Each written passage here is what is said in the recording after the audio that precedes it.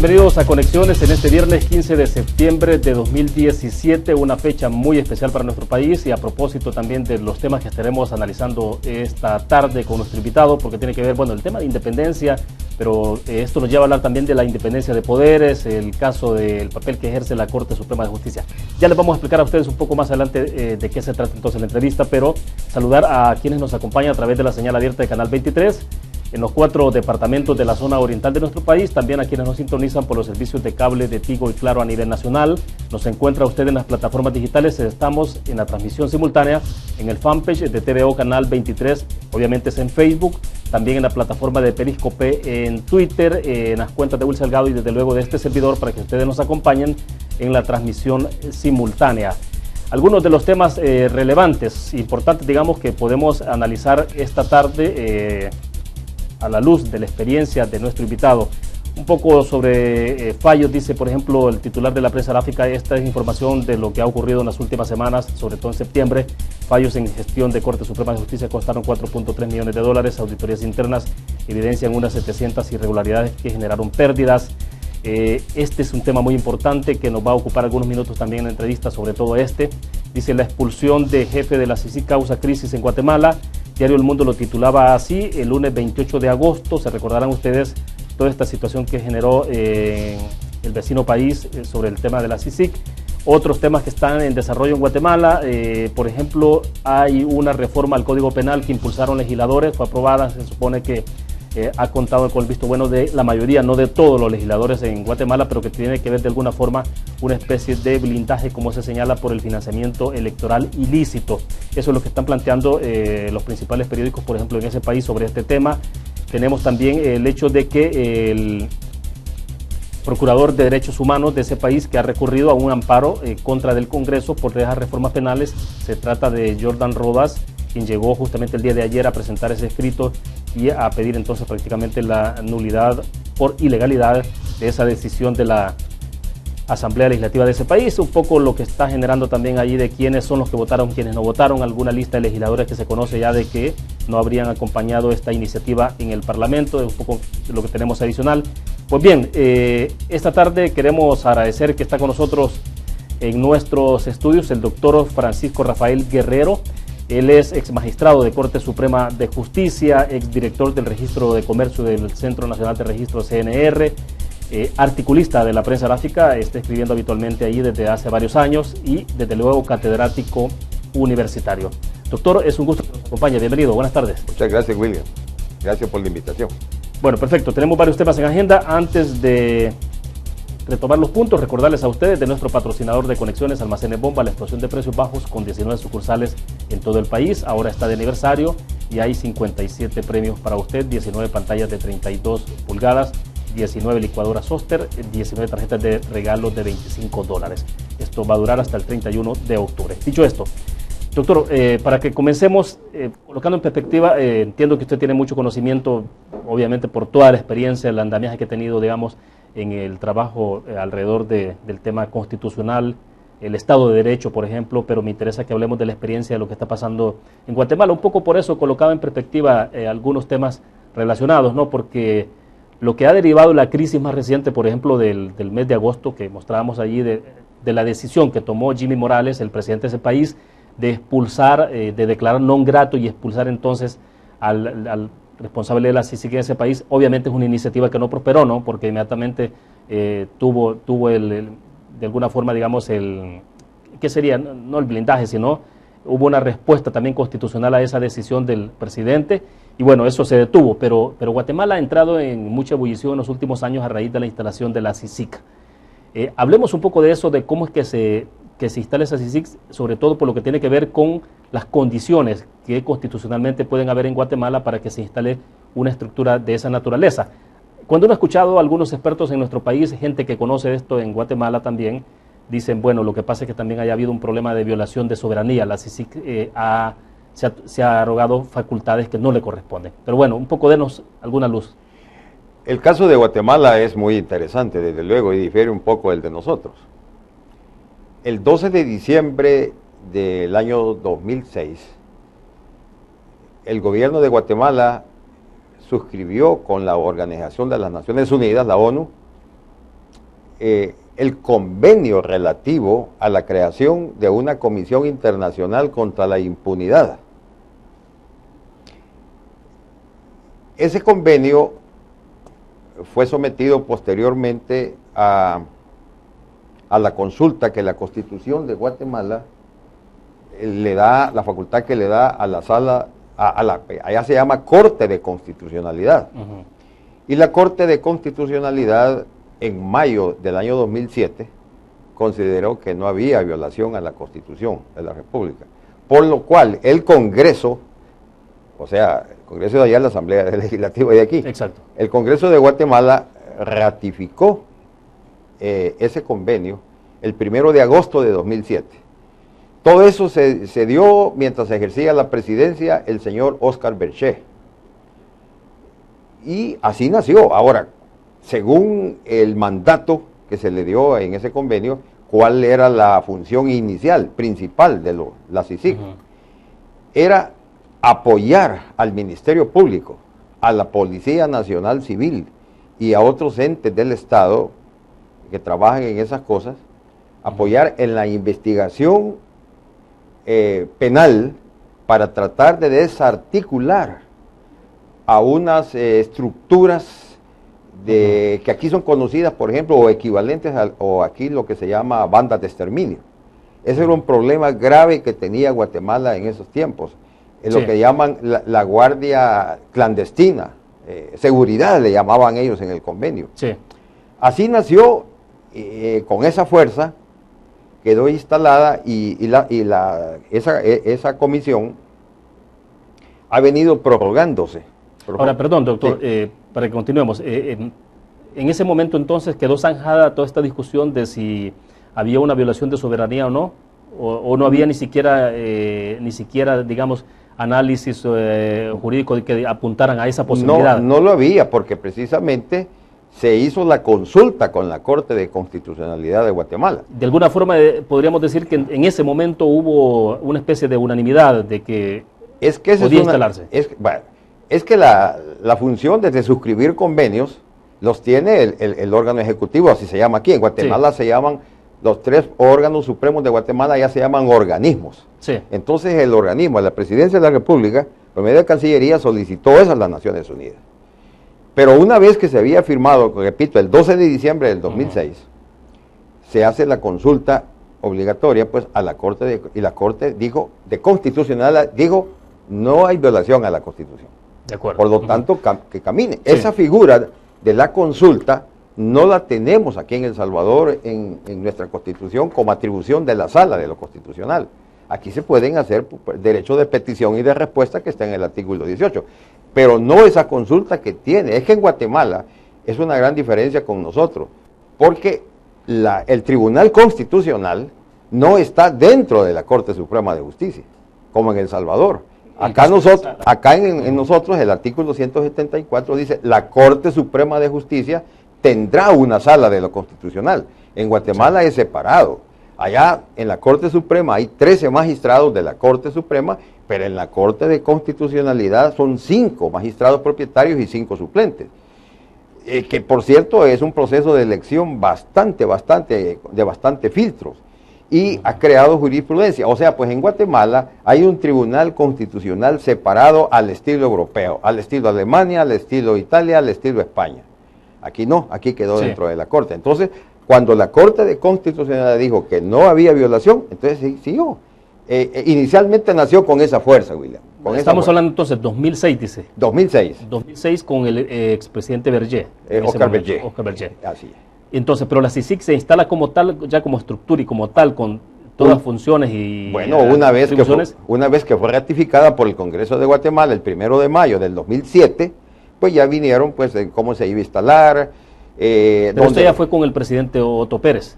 No, todavía estaba... Es que el señor Berché estuvo en el poder, en la presidencia, hasta el 2008. Okay. Después del 2008 llega a la presidencia el señor Álvaro Colón. En Guatemala duran 4 años el periodo presidencial. Entonces, nació pues así, con tal de combatir y desarticular esas estructuras clandestinas que habían en Guatemala. Sí, la pregunta era por tener el punto de partida de justamente cuándo es que se instala ya en términos operativos. Sí, indudablemente, pues tiene que haber sido pues algunos meses después de que el Congreso la ratificó, que le dan pues ya su estructura administrativa, dónde van a estar ubicados y todas las demás cosas que requiere pues instalar una comisión. Sí. Vale, pero es una comisión de carácter internacional, porque fíjese que ahí intervienen Naciones Unidas también. Claro, claro. Claro, tenía que apoyar al Ministerio Público, es decir, en el caso a la Fiscalía General de Guatemala. ¿Cómo debería entenderse esa palabra de apoyo? De apoyo, porque ahí es donde parece que hay actualmente un poco ese es el tema. ¿Hasta qué punto se está trabajando con apoyo o está siendo beligerante, incluso en la toma de decisiones? Más de alguien decía la otra vez, por ejemplo, lo que pasa es que incluso ellos se pueden arrogar facultades de decir una iniciativa de ley que corresponde exclusivamente a los ministros y demás, o al presidente, pero también ellos de alguna forma se están tomando ese tipo de facultades. Lo que pasa es que con el tiempo fue creciendo y la corrupción que se daba en Guatemala, ya ve pues el problema de los partidos políticos, ¿verdad? En Guatemala la ciudadanía, las fuerzas civiles se fueron presionando, y de que ya ve usted los problemas que se dio desde que estaba el señor Álvaro Colón, que su esposa Sandra Torres, un divorcio con tal de no tener el impedimento constitucional de ser candidata a la presidencia, aquel famoso divorcio, un poco fraudulento, porque mire, ahora hay... Fraude de ley, diríamos nosotros en el país, ¿no?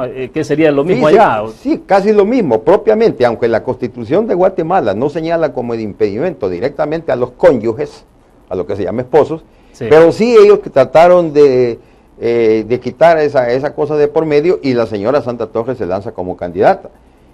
Junto al otro señor, al partido de Manuel Valdizón, un hombre millonario de un departamento del norte, fronterizo con Belice, que iba por segunda vez.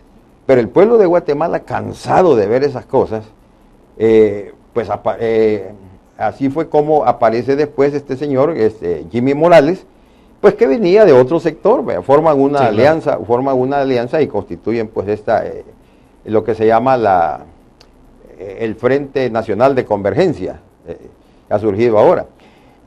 Claro, la actuación de la CICIG en Guatemala ha sido bastante exitosa. Si han logrado desarticular nada menos que eso de la línea, que era una cantidad de gente que estaba metido de fraude en las aduanas.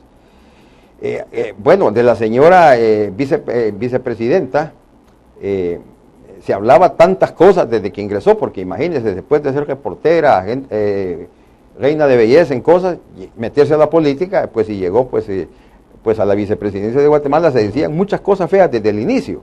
Y luego pues el señor, el general Otto Pérez Molina, del Partido Patriota, que llegó con la cero corrupción, con todas esas cosas, con la fuerza de la población, se van descubriendo una serie de cosas. De manera pues que al señor, al abogado Iván Velázquez, colombiano, designado por la ONU, pues una actitud exitosa, desde luego, y con la fiscal anterior, y ahora pues con la señora Telma Aldana fueron...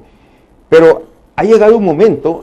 Perdón, doctor, pero ese éxito tuvo que ver efectivamente con el hecho de tener independencia de todos los titulares de quienes integran la CICIG, hasta financiera, por ejemplo. Eso es lo que efectivamente le ha dado, de alguna forma, ha contribuido, digamos, al éxito entonces del trabajo que han desarrollado.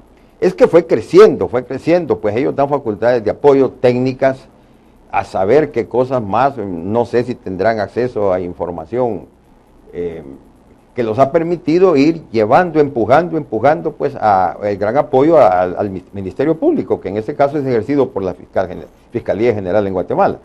De manera que la Fiscalía se ha sentido fortalecida, pero ha llegado un momento en que el crecimiento fue tanto que hasta han elaborado un proyecto de reformas a la Constitución bastante grande, que incluye un cambio muy grande en lo que es el organismo judicial de Guatemala. Crean un Consejo Nacional del Poder Judicial, los 13 magistrados de la Corte, que ahora duran 5 años, van a durar 9, y los magistrados de la Corte de Constitucionalidad ya no van a ser 5, sino que van a ser 9, pero es una cantidad de reformas enorme. Entonces el presidente Jimmy Morales consideró que el señor Iván Velázquez estaba teniendo demasiada injerencia, incluso hasta con ciertos diputados del Congreso de Guatemala. No olvidemos pues que aquí entra la política de por medio, ya cuando las cosas se van politizando, se van haciendo grandes, la cosa se va volviendo difícil. Acordemos que el gobierno actual de Guatemala, antes de declarar non grato, el presidente, antes de que lo declarara non grato, pues también se tenía información que el señor Iván Velázquez, si bien es cierto que en Colombia había tenido una actitud muy buena y como abogado exitoso, sí, pero también se le vinculaba a la izquierda colombiana. Bueno, Álvaro Uribe, el expresidente de Colombia, estuvo subiendo en redes sociales unas fotografías de hace muchísimos años, ¿no? Donde aparecía con algunos dirigentes de la FARC allí en Colombia. Exactamente. Sí, a eso se atribuye al presidente Uribe. Entonces llega un momento como el que se ha llegado ahora, en el que, pero yo creo que así como está, mire, con lo que hizo el Congreso, con una votación abrumadora de 105, parece, contra 24 de los que llegaron, que le dijeron no. Yo creo que la conclusión es que ni se va a ir de Guatemala el señor Iván Velázquez, porque el mandato se ha prorrogado, por cierto, hasta el 3 de septiembre de 2019. Y es interesante porque la firma de decreto de esa prórroga la hizo el presidente, el mismo Jimmy Morales. Un día o 2 días después de que entró toda esta crisis, ¿no? O sea, pero parece que había decisión de prorrogarlo. La petición de prórroga la hizo, acordémonos que él tomó posesión el 14 o el 16 de enero de 2016. En abril hizo la petición de prórroga. Todavía estaba de secretario general de Naciones Unidas el señor Ban Ki-moon, a él se la hizo, y le contestó rapidito, en mayo, y le dijo, sí, está prorrogada. Lo que fue a hacer hace poco fueron gestiones, hoy que fue a Washington, algo dijo por allá, no sé si fue a hablar. Pero no hubo firma de documento de continuidad de la CICIG. Es que eso ya se había aprobado, tal vez firma de documento, pero la aprobación ya se tenía el señor Ban Ki-moon. Sí. Ya se tenía desde entonces, de manera pues que el mandato de la CICIG, la nueva prórroga, finaliza el 3 de septiembre de 2019. Bien, doctor, pero ¿qué es lo que ha provocado toda la atención desde su punto de vista en Guatemala? ¿Es el hecho de que efectivamente esta CICIG ha tocado las fibras sensibles, ha llegado al combate de la corrupción y entonces eso ha provocado que haya sectores poderosos económicamente hablando y políticamente hablando también y hayan reaccionado entonces ante ese trabajo o efectivamente, como lo dicen algunos, es porque la CICIG ya se está arrogando otro tipo de facultades y que van más allá del mandato original? Eso es lo que ha dicho el presidente Jimmy Morales, que tal vez no la CICIG, pero sí su representante, sí. El abogado Iván Velázquez, ha hecho acciones de cabildeo ante diputados de Guatemala. Miren, necesitamos estas reformas constitucionales, posiblemente estén justificadas y sean necesarias, pero acuérdense que Guatemala ha vivido unas crisis tremendas. Acuérdense aquellos años, en el 93, cuando estaba pues aquel señor que después salió exiliado en Panamá, ¿verdad? Que hasta suspendieron la Constitución. Allá se llama Constitución Política, y así deben llamarse, solo que en El Salvador ahora se llama Constitución de la República, ese es el nombre oficial que tenemos ahora. Pero después vino, pasado el caso de Ríos Montt, después vinieron ya con el otro señor que metido en corrupción, procesado en Estados Unidos, el que estuvo pues en el año de 2000 al 2004. ¿no? Ese fue el presidente Portillo.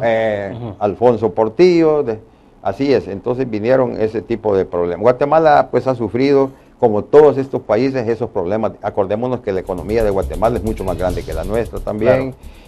Claro. Hay antecedentes, pues, y ahí fue la capital de la Capitanía General de Centroamérica. Guatemala se toma como ejemplo, su turismo, todo eso. Pero sí, los problemas de corrupción, tremendo, pero el haber desarticulado esa banda y que llegara hasta el presidente de la República, y a la señora Valdetti también, sí. Están ahora pues en prisión, ¿verdad?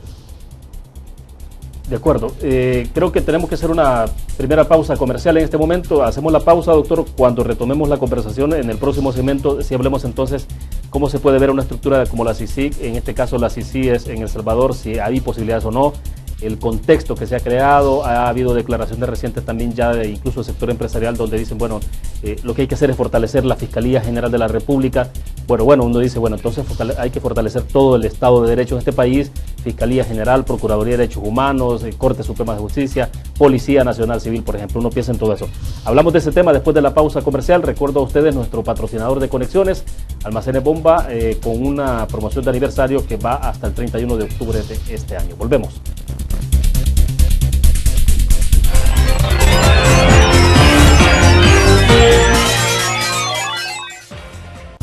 Universidad Gerardo Barrios, líder en gestión del conocimiento. Ya regresamos.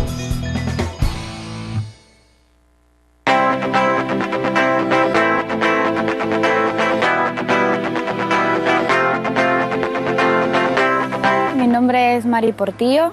Pertenezco al Team Aves. Comencé hace 3 años porque quería cambiar mi estilo de vida. Yo invito a todas las personas que no practican deporte a que se animen a correr. Muevan los brazos, muevan los brazos, muevan los brazos. Para mí ha sido una experiencia muy bonita pertenecer a este team que nos motiva a ser cada día mejores atletas, mejores personas, a tener un estilo de vida diferente. A pesar de que tengo poco tiempo de haber comenzado, he podido sobresalir en algunas carreras, gracias a Aves, al apoyo que nos dan, nos brindan nutrición. Para mí, correr ha sido cambiarme la vida, porque uno se siente más vivo, más motivado, y la verdad es una experiencia muy bonita. Yo invito a todas las personas que no practican deporte a que lo hagan y van a ver la diferencia.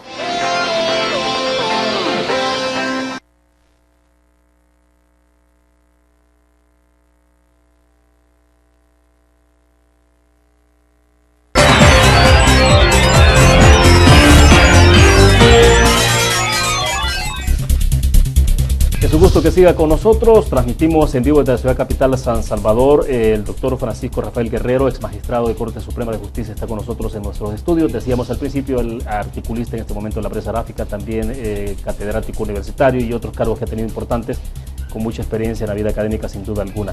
Pues bien, doctor, nos quedábamos en el tema de, bueno, haciendo una especie de introducción de lo que está pasando en Guatemala con la CICIG, lo que ha ocurrido, algunos datos históricos interesantes, creo que son relevantes conocerlos, sobre todo porque en el país, hace un año atrás más o menos, había mucha fuerza interna, mucha discusión de muchos sectores interesados en decir que se instale un mecanismo parecido, si no igual, de luego parecido al que se tiene en Guatemala. Pero en El Salvador, ¿cuál puede ser la experiencia, por ejemplo, en términos de la independencia de los poderes, el papel de Corte Suprema? Usted decía, Sala de lo Constitucional depende de Corte Suprema de Justicia en este país.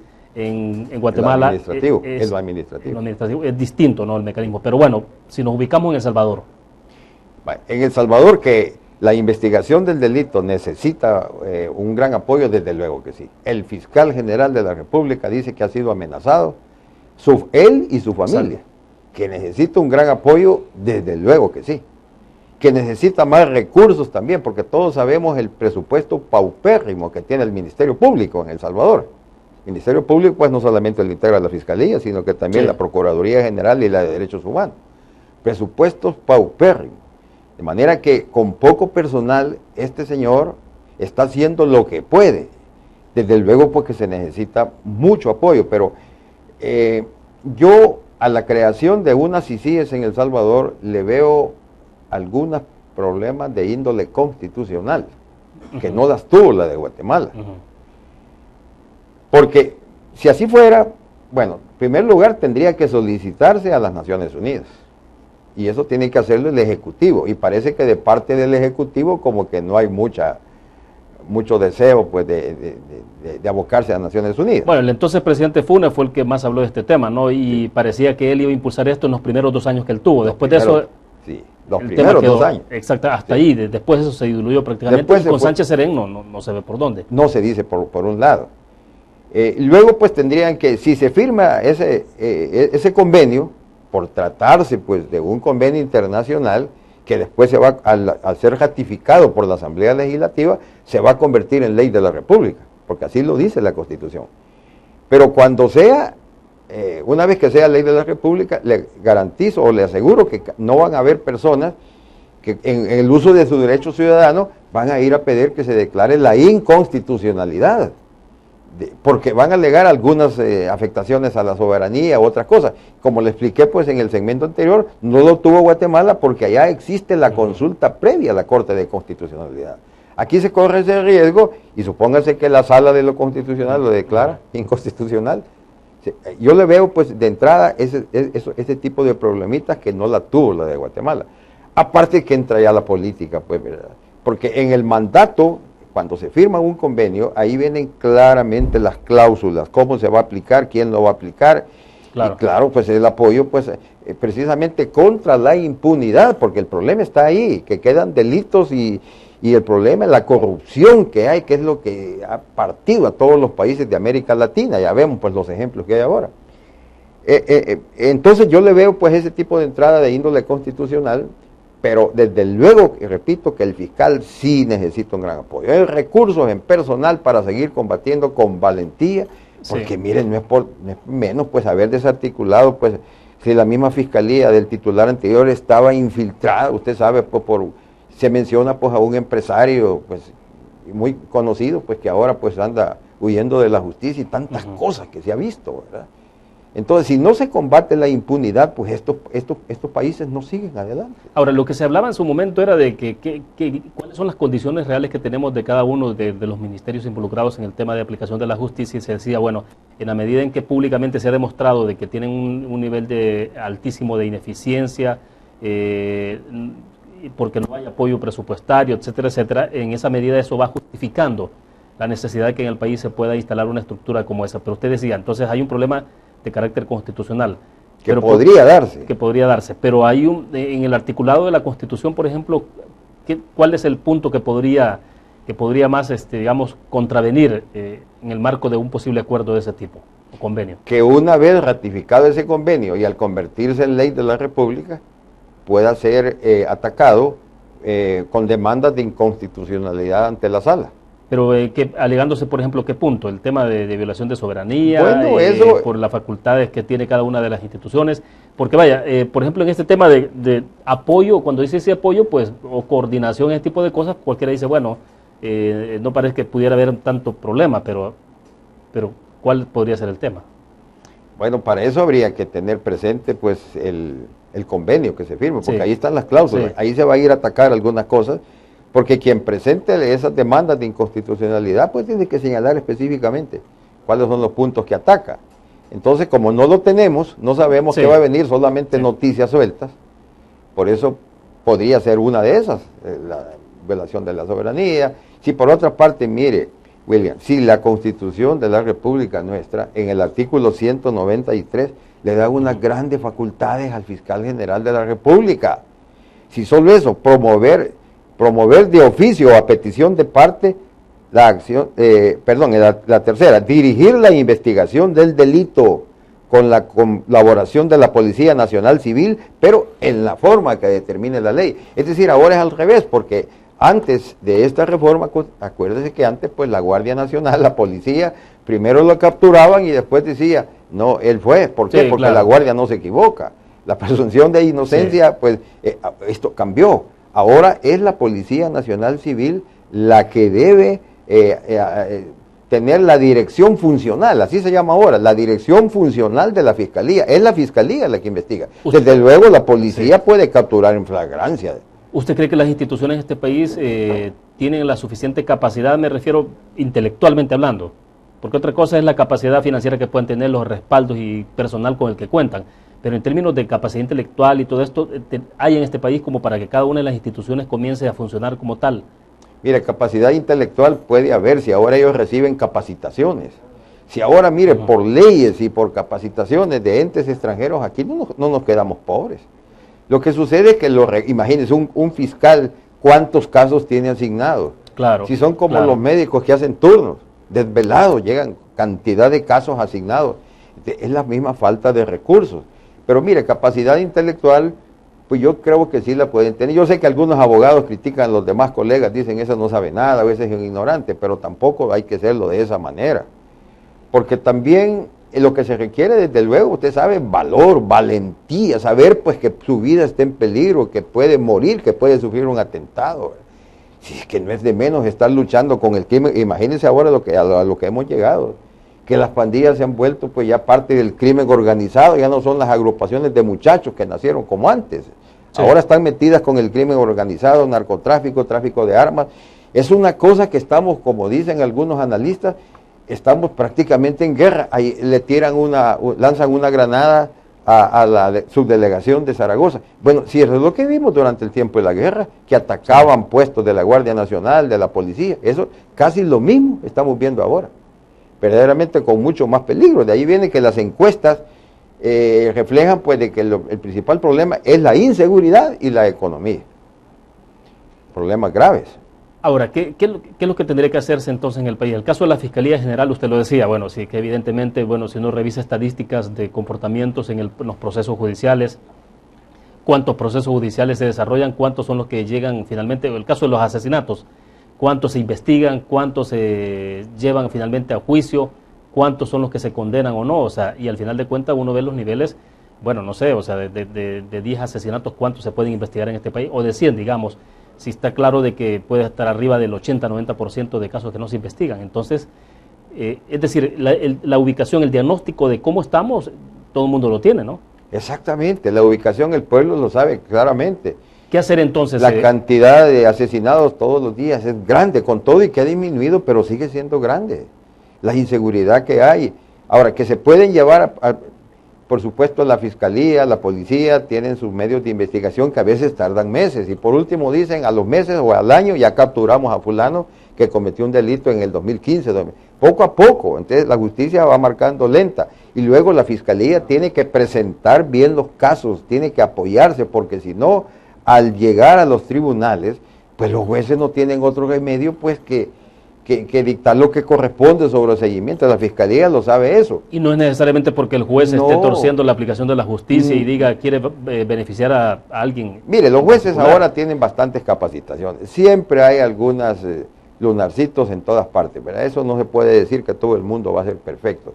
Los jueces ahora reciben suficientes capacitaciones técnicas, ahora en técnicas de oralidad, pero imagínense con la operación Tecana, capturan a cientos de personas, capturan en la otra operación que golpea la finanza, que dicen que los centros penales están a una capacidad mayor del 350%. Entonces, claro, verdaderamente no se puede procesar todo. Es demasiado, aquí el delito ha rebalsado, ha rebalsado las capacidades que tienen los organismos de investigación.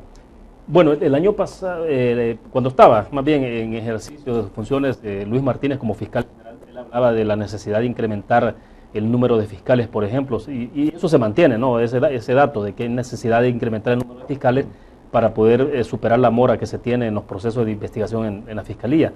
En aquel momento se hablaba, no sé, 90, 100 fiscales que eran necesarios, pero lo concreto, digamos, números más o menos, lo concreto es que sí hay necesidad de ese tipo de fortalecimiento.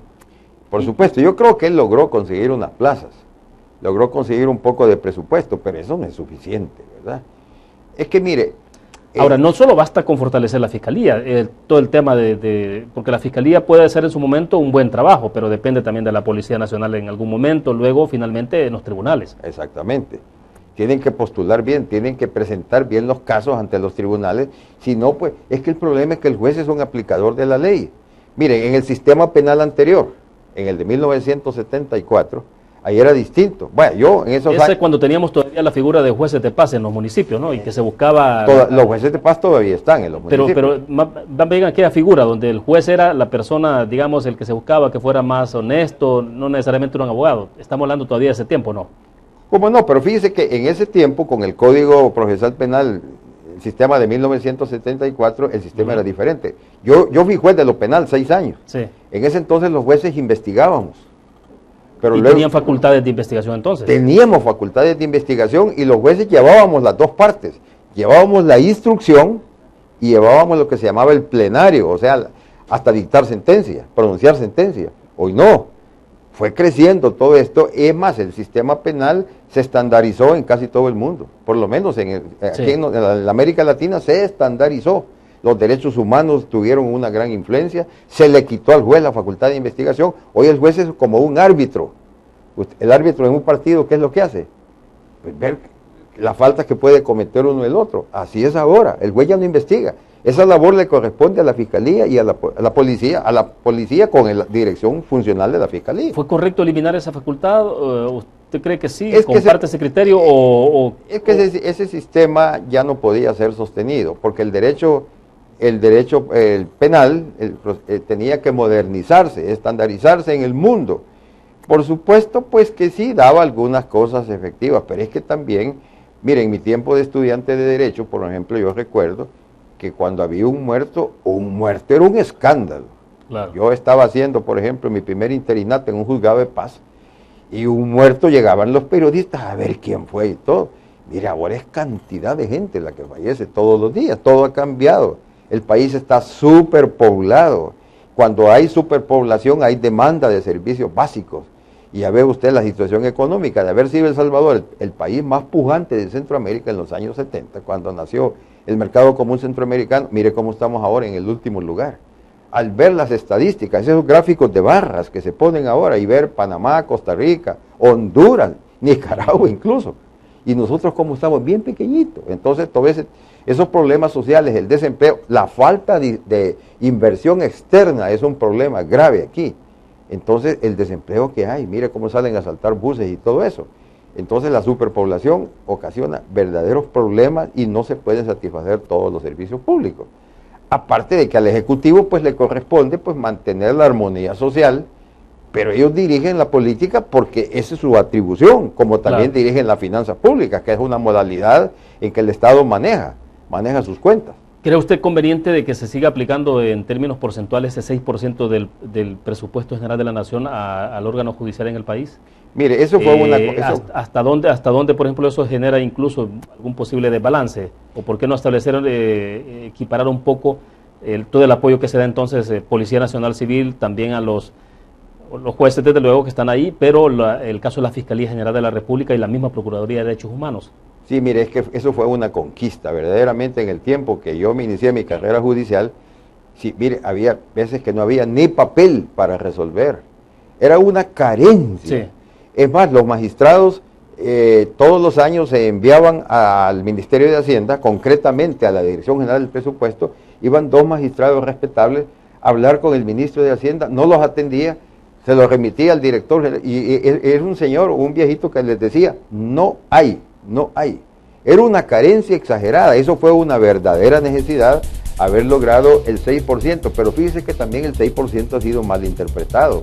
Aquí los diputados lo interpretan como que si fuera un techo, y no, es un piso, porque dice que el presupuesto del órgano judicial, dice un artículo de la Constitución, no podrá ser inferior al 6% de los ingresos corrientes. O sea, que podría ser más de 6%. Por supuesto que sí. Porque si es el piso, entonces desde ahí ellos lo interpretan como que fuera un techo y que hasta ahí se llega. Pero no, ese es un piso. O sea, es lo mínimo que se le puede dar, el 6% de los ingresos corrientes. Pero lo que sucede es que quedó solo para el órgano judicial. Para mí, que quizás hubiera sido mejor incluir a las demás instituciones del sector justicia. Sí, lo interrumpo porque tengo que hacer la última pausa comercial. Cuando regresemos hablemos de esto, porque creo que es relevante saber entonces por qué no redistribuir un poco esto, que entonces qué debe hacerse. Mantener siempre el apoyo financiero que tiene en este momento el órgano de justicia, pero también buscar otra fuente de financiamiento para la Policía Nacional Civil. Bueno, que lamentablemente me dará su opinión más adelante, porque hay un porcentaje, ya el impuesto a la telefonía, por ejemplo, y se terminó distribuyendo el impuesto a la telefonía para cualquier cosa y se suponía que era exclusivamente para el tema de fortalecimiento policial. Pero bueno, hablamos de ese tema, vamos a una pequeña pausa comercial, regresamos con más.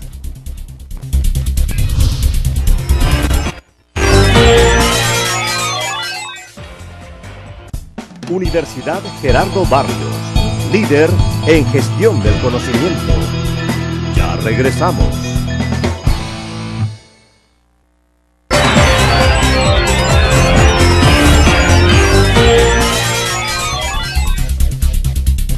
Es un gusto que siga con nosotros. El doctor Francisco Rafael Guerrero nos acompaña en nuestros estudios. Estamos al cierre de conexiones, doctor.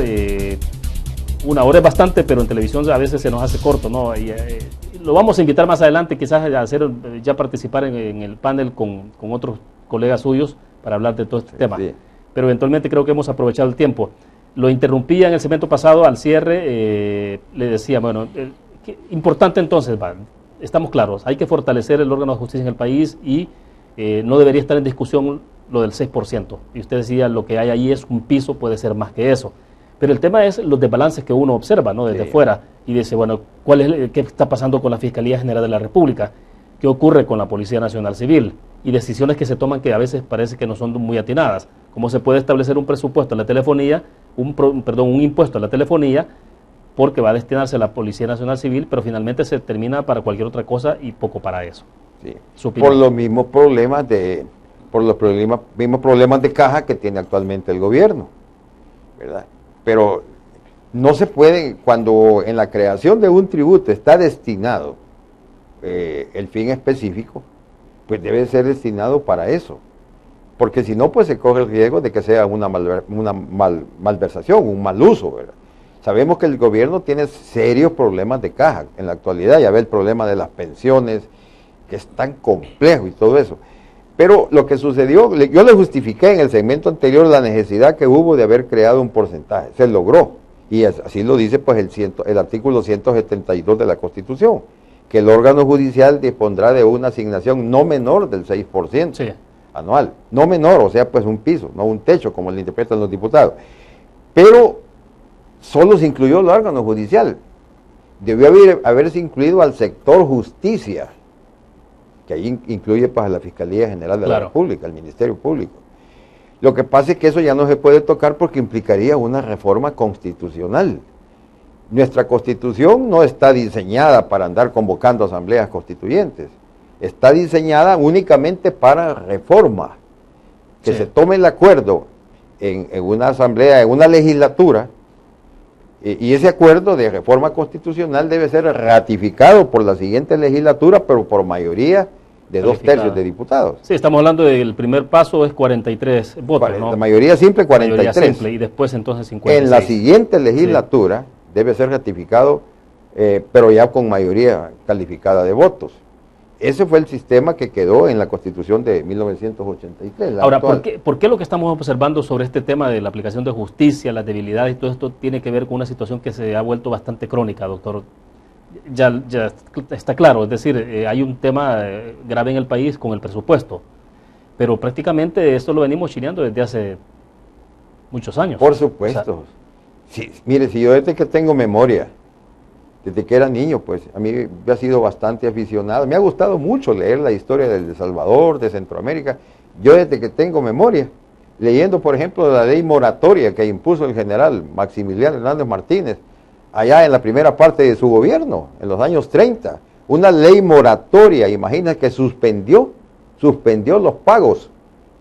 Es decir, ya no podían, en ese tiempo es una economía sumamente pequeña, y digo, la ley moratoria se da, que se opuso la oligarquía, se opusieron los banqueros y todo, sí, pero la ley, él tenía el apoyo. ¿Desde cuándo se viene hablando de ley moratoria? Si todo el tiempo han habido problemas, todos sabemos pues que cuando el gobierno ha tenido problemas de cajas, aquí se han utilizado otras instituciones, y eso no es ningún secreto, ¿verdad?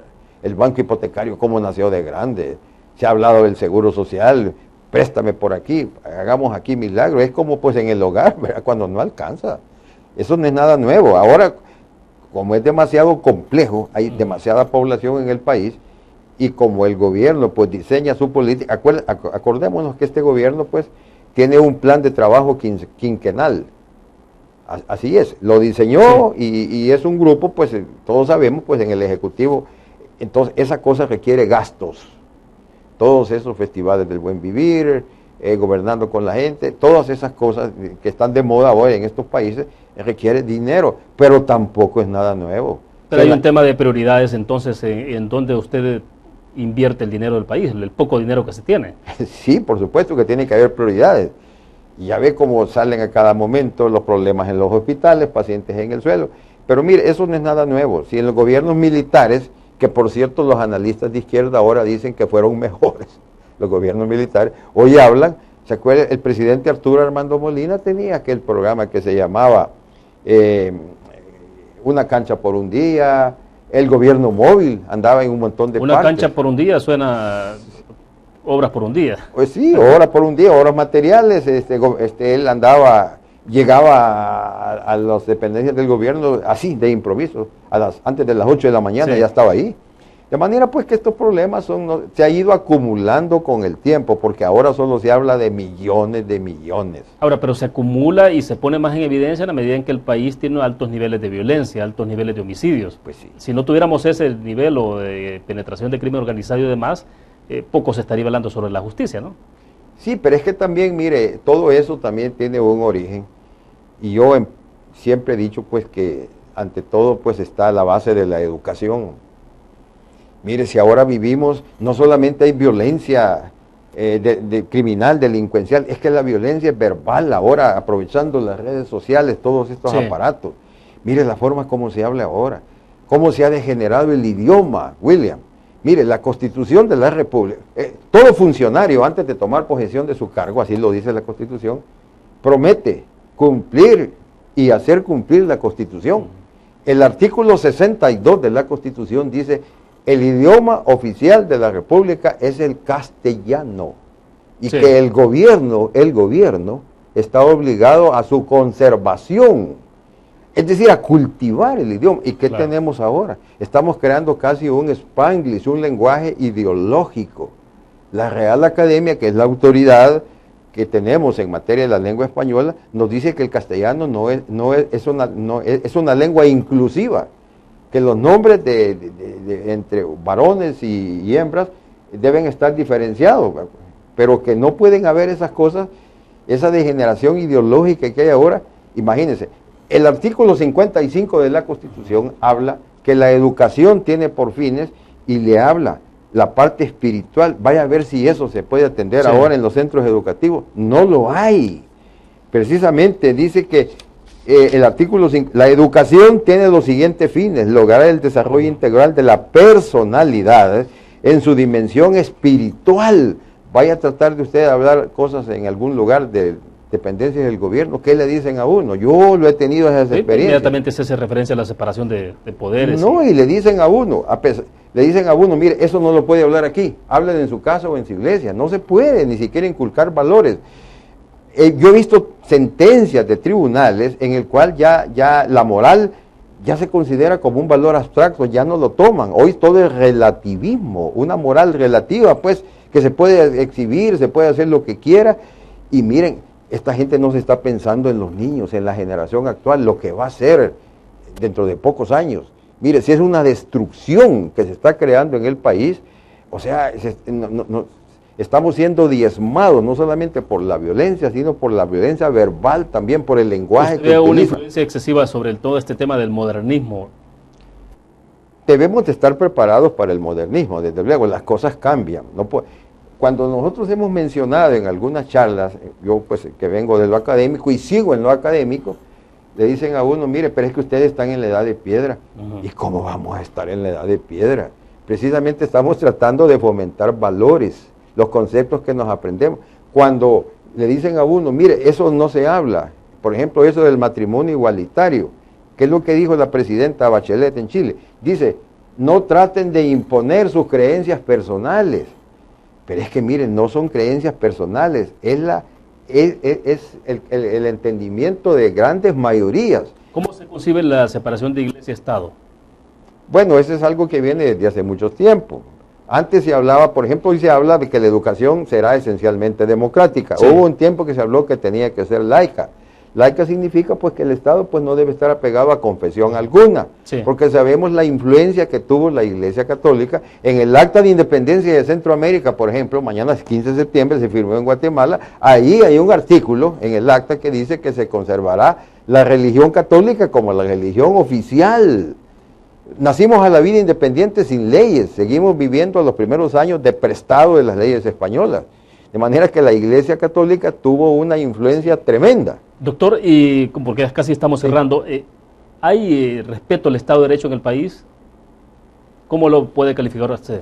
Ese es un ideal, que tiene que haber pues respeto al Estado de Derecho, al debido proceso, pero la verdad que los mismos gobernantes nos dan malos ejemplos, y un gobernante tiene que ser prudente, pero nos dan malos ejemplos y viven en un chismerío con uno y con otro, imagínense qué respeto puede hacer.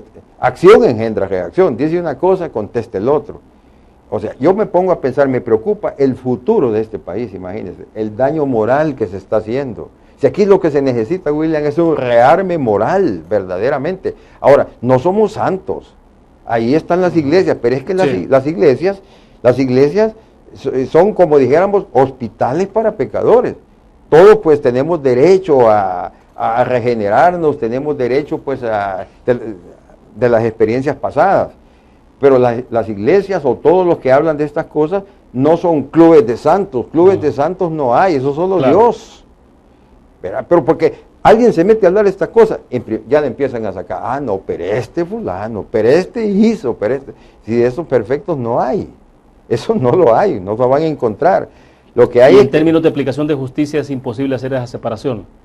En términos de aplicación de justicia, pues el juez tiene en primer lugar la Constitución y en segundo lugar las leyes.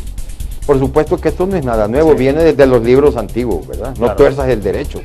Sí. ¿Verdad? Bueno, hay mucho de qué hablar, doctor. Quiero agradecerles que nos haya acompañado esta tarde acá en nuestros estudios. Ojalá que más adelante pueda participar siempre y en los temas quizás más de coyuntura también para escuchar su opinión. Es un gusto. Agradezco mucho la invitación y le digo que quizás es primera vez que estoy en una entrevista como esta. Agradezco mucho la invitación que me hizo para venir por acá. Gracias a usted, doctor. Bueno, muchas gracias. Terminamos de esta forma Conexiones. Gracias a ustedes que nos acompañaron. Nos vamos a ver mañana, 5 de la tarde, más bien sería el lunes. Lunes, 5 de la tarde en punto. Estaremos un tema de coyuntura también interesante para poder hacer la reflexión. Que descansen el fin de semana. Buenas tardes.